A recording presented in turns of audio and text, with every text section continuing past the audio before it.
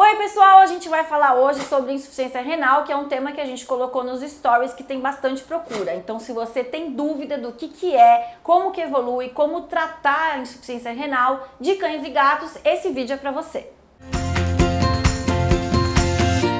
Pessoal, o que acontece em cima do tema insuficiência renal, né? Primeiro que a gente não chama mais de insuficiência renal, a gente chama de doença renal. E essa doença renal, ela pode vir de uma forma aguda ou ela pode vir de uma forma crônica. A aguda é quando ela acontece muito rápido porque o cachorro comeu muito chocolate ou porque ele foi envenenado, ele foi intoxicado, alguma condição que fez com que o rim parasse de funcionar naquele momento de uma forma muito rápida. E é a melhor forma para fazer com que esse rim volte a funcionar. Então o agudo, quando ele é atendido rapidamente, a gente consegue fazer ele reverter muito mais rápido do que a crônica. Com relação à doença crônica, que é o que mais tem procura no consultório, é o nosso arroz com feijão de cada dia e é o que gera mais dúvida, eu vou explicar para vocês da seguinte forma. O rim, ele filtra o sangue o tempo todo. A gente está aqui conversando, a gente está respirando, a gente está lendo uma notícia e todo o nosso sangue está passando dentro do rim para ser filtrado. E aí a gente vai entender o rim como um jogo de peneira. Sabe aquele joguinho de peneira que a gente compra no R$1,99? Que tem aquela peneira grande, a peneira menor e aquela pequenininha de café? Exatamente dessa forma que a gente vai entender o rim. Cada peneira daquela é uma parte do rim e cada peneira tem a função de filtrar um componente. Então, para simplificar, o que a gente vai pensar? Aquela peneira grandona lá em cima, aquela grandona que a gente faz o arroz de cada dia, que a gente lava o arroz, é como se ela fosse responsável pela filtração da água do nosso corpo, porque o sangue ele tem uma parte muito grande de água. Só que aquela peneira já tá velhinha, tá desgastada e aí fez um buraquinho ali naquela peneira. O que vai acontecer quando a água que tá no sangue passar naquela peneira? Ela vai sair um pouco mais por aquele buraco e ela não tem mais como ser reabsorvida. Com o tempo, aquele buraco ele vai aumentando de tamanho e outros buracos podem se formar naquela peneira porque ela já tá velhinha. Então, quanto mais buraco e quanto maior o buraco, mais água ele perde. Isso configura a desidratação do paciente renal. E aí que a gente fala que o gato ou o cachorro acaba precisando de soro, porque ele perde muita água. A outra peneirinha é a peneirinha que é responsável pela filtração do potássio, que ela é muito importante, extremamente importante no sangue. É também um componente que está presente na composição do sangue. Então eu já tenho um buraquinho lá na peneira da água e agora eu vou ter um buraquinho na peneira do potássio. A gente ingere potássio através da alimentação. Então, se eu como potássio suficiente e eu tenho na filtração um buraquinho que está perdendo potássio, por mais que eu coma a quantidade necessária diariamente, na hora que o sangue passa ali, aquele buraquinho perde mais potássio.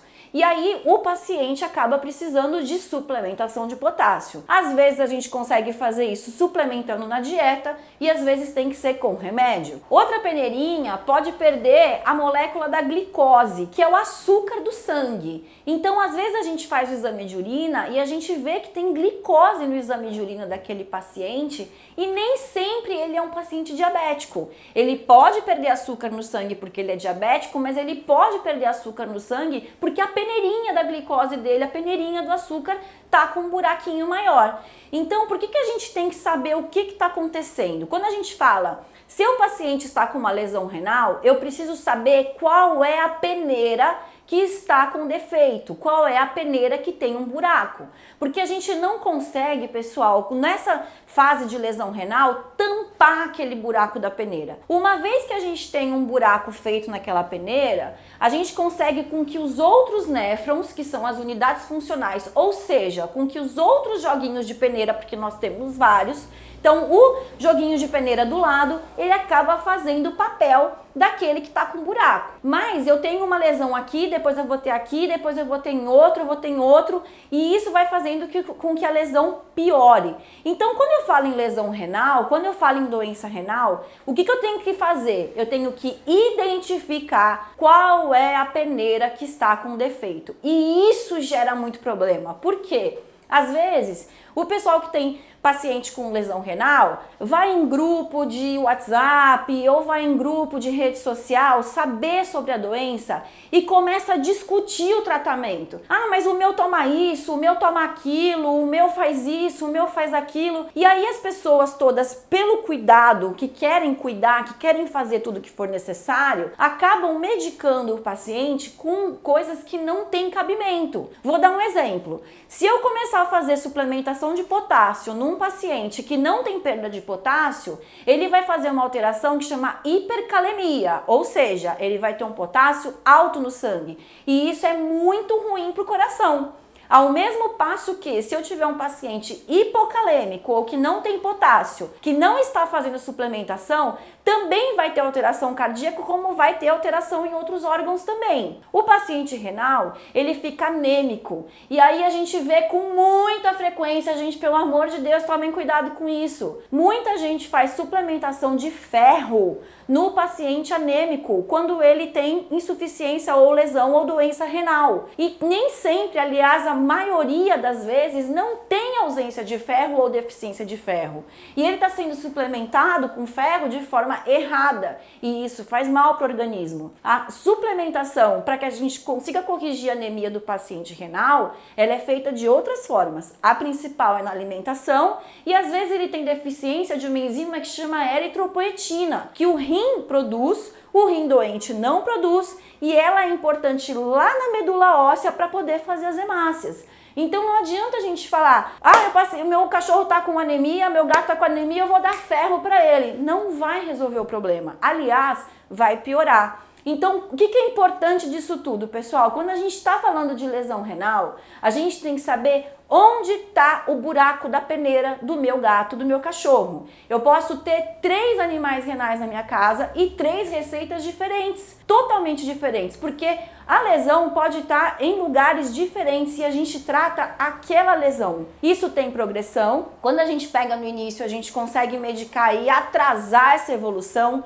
Muitas vezes a gente consegue até regredir um pouco das enzimas. Muitas pessoas se baseiam na lesão renal através de enzimas ureia e creatinina, que são mensuradas através do sangue. Isso é um erro, entre aspas, um erro muito grande, porque a ureia e a creatinina são enzimas tardias e elas vão mostrar alteração quando o rim estiver doente há muito tempo. Quando você já tem buraquinho em pelo menos 75% das peneiras que estão dentro dos rins. O exame que é mais importante para a gente poder fazer a avaliação da doença renal é o exame de urina, que tem que fazer parte da rotina. E ele é muito simples de ser feito. Através do exame de urina, a gente já consegue identificar a alteração de densidade urinária, se tem proteína na urina, que é muito importante. Lá nesse joguinho de peneira, uma delas é responsável pela perda de proteína. E ela acontece rápido, ela acontece bem no início da doença. Então a gente consegue avaliar através do exame de urina. Não se baseiem na doença renal somente quando a gente tem ureia e creatinina aumentada. E quando você começa o tratamento, às vezes você tem lá, já tem alteração de ureia e creatinina, quando você começa a ajustar todas as alterações do organismo, essas enzimas tendem a diminuir. Então você consegue melhorar o quadro clínico do paciente. Muitas vezes ele está enjoado por aumento dessas enzimas dentro do organismo. Às vezes ele tem aumento de fósforo, que é o fosfato, que é feito também através do exame de sangue, essa avaliação. Então, o que a gente tem que fazer? Avaliar a ureia e creatinina, ok. Mas a urina é muito importante. Os eletrólitos são extremamente importantes. Então a gente está falando de sódio, potássio, cloro, fósforo. Esses eletrólitos, eles são extremamente importantes para serem balanceados. O fósforo ou fosfato é o pior causador de lesão nos rins. Então, se eu tenho fósforo aumentado, ele tem que ser quelado. E isso é feito através de medicamento ou até mesmo da alimentação que tem baixo fósforo. Então, quando você está fazendo acompanhamento no paciente renal, esquece ureia e creatinina, deixa ela lá como um segundo plano. Mas para eu poder saber se meu animal está com as peneirinhas em dia, eu preciso do exame de urina e eu preciso dos eletrólitos, ok? Pessoal, se tiver mais alguma dúvida, manda aqui nos comentários pra gente. É um tema abrangente que gera bastante dúvida. O que a gente fica meio que desesperado na rotina de ver que o pessoal quer fazer um monte de remédio, às vezes que vê numa receita ou que vê na internet, quer usar aquele monte de remédio. O paciente que tem doença renal, ele tem muito enjoo, às vezes tem vômito, tem diarreia. Quanto mais remédio a gente usar, pior, principalmente em gato.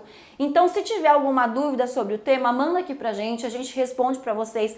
Compartilha esse vídeo com alguém que tá passando por uma situação dessa e tá perdido. O gato não come, o cachorro não come, tá emagrecendo, tá começando a ter um cheiro acetonado, já fez exame, identificou o problema, não tá respondendo bem ao tratamento. Manda pra ele que pode ajudar, clarear as ideias e procurar um profissional que possa ajudar ele, tá bom? Obrigada, fiquem com Deus e até a próxima.